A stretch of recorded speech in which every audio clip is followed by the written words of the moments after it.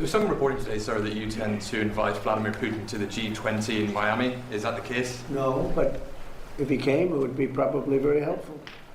You know, I've said a long time ago, when they made the G8, the G7, they threw Russia out before my time. That was Obama and a certain prime minister from a place called Canada, Trudeau. And I said, that's a stupid thing to do.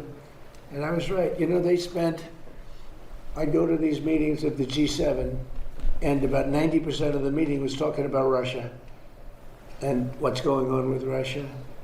And I said, why'd you throw them out? You know, if they didn't throw them out, they would have been much better off, in my opinion. You know, it should have been the G8.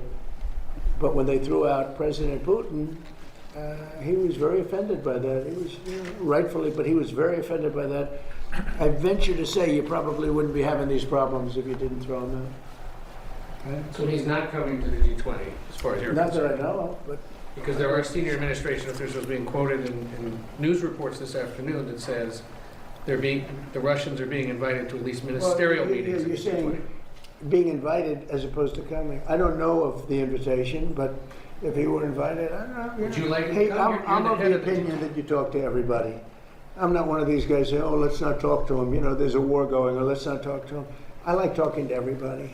If you're a smart person, if you have control over your emotions and all the other things you need control over, I'm somebody that believes in talking. I don't know of that. I don't know that he's coming. I doubt he'd come, to be honest with you. I sort of doubt he'd come.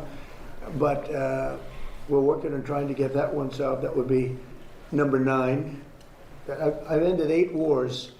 And that one is, but they continue to fight. The hatred between him and President Zelensky is extraordinary, I can tell you. Can I ask you